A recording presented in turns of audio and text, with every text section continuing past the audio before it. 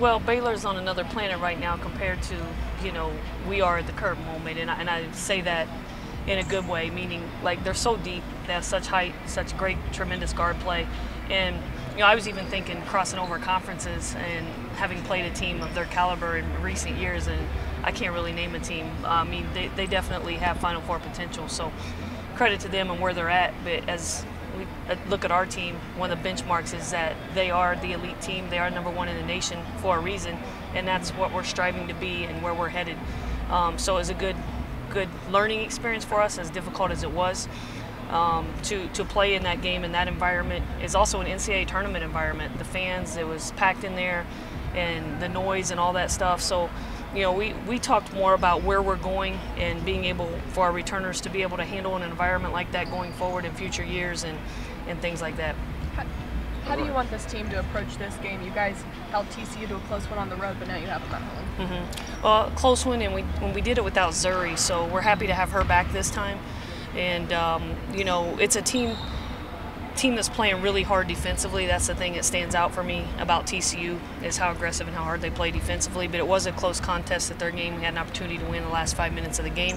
I think that's helpful to our kids, and knowing that the opportunity is there and now they're coming to our place. I think they're excited about the fact that we can play them here and have Zuri back. Can you kind of say it there, having Zuri back crucial? What are you expecting her to do and really be a benefit in this one?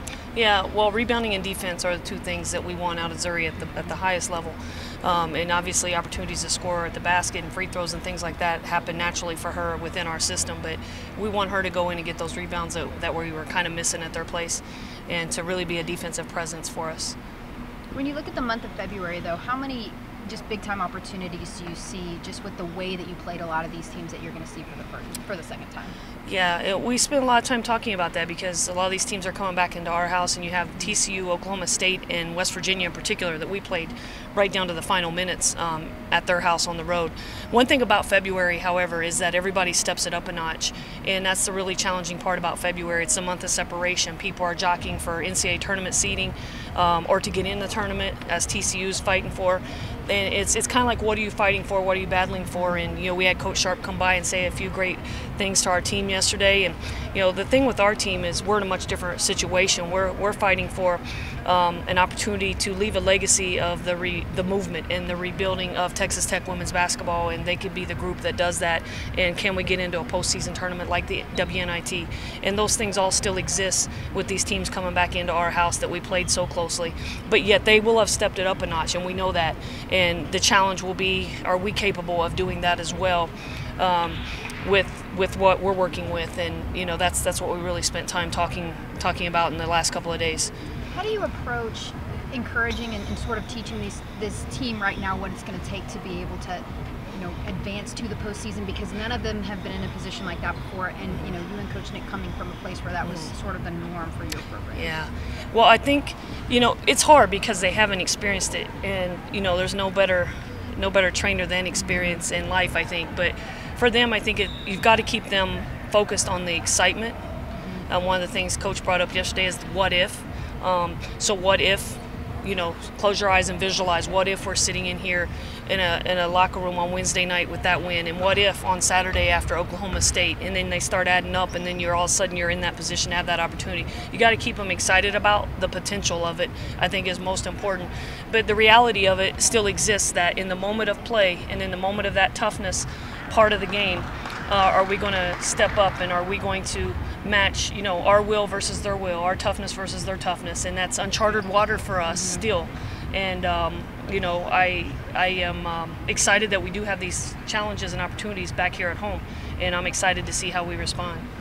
What else did you specifically learn about that TCU matchup from a couple of weeks ago that can benefit you this time around? Yes, well, I think inside presence is huge for us.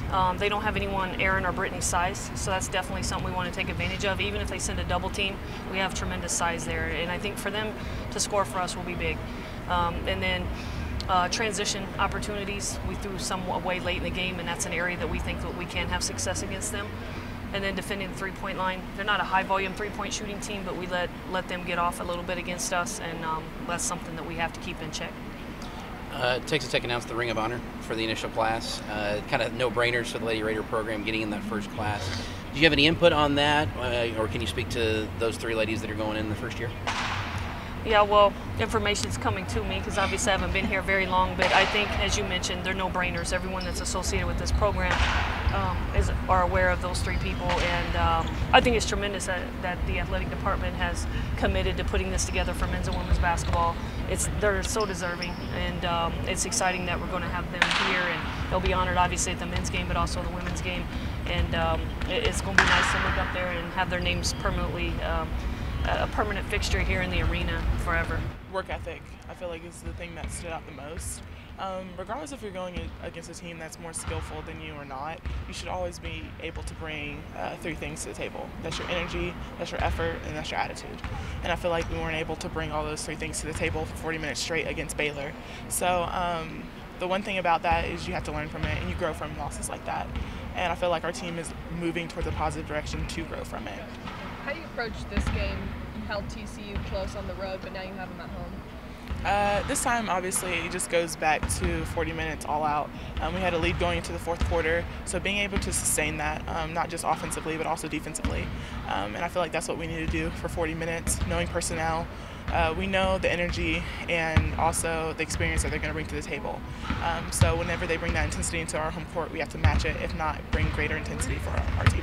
What did you learn about that matchup with them? Because you played them recently. What did you learn about the matchup, and what adjustments are you guys going to have to make this time around? Okay, whenever we last played TCU, I was out against them, but regardless of me being there or not, my team fought very, very hard. So I feel like matchup-wise, we know that they like to play zone and they like to extend it. So with having us, we have smaller guards compared to those. We're learning how to attack the zone more efficiently, and I feel like we're putting that to the test, and we're really learning from that. So from our last game to this game, we're learning that we have to be more physical in the post, meeting our defenders early, posting up early to get the ball, because our post should not be matched at all this game. And we just have to be able to bring the intensity for 40 minutes straight. What do you think you can bring personally with playing TCU this time around? Personally, I have lacked in rebounding. That's something that I bring to my team. I take great pride in, and lately I haven't been doing that very well. So that's something that I want to take great pride in going into the game against TCU. They're going to crash, and they're going to crash hard. So I need to be able to match that intensity for 40 minutes straight. I would say just fighting hard, even though the outcome might be bad, and knowing that even when it's bad, we have to still keep fighting, and knowing that what we can do as a team and what we can do as players individually. What did you all learn about that Baylor game a couple weeks back when you played them, watching the tape, and matchup-wise, what else did you learn?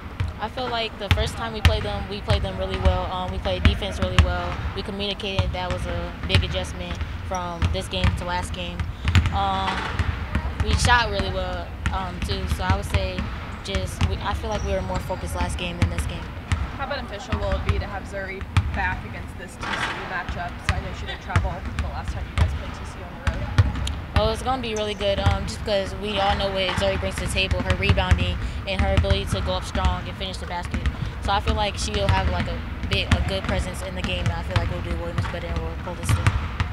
You're starting to make your second way through the Big 12 season with regards to seeing these teams a second time. Have you noticed a difference in how they're handling you defensively?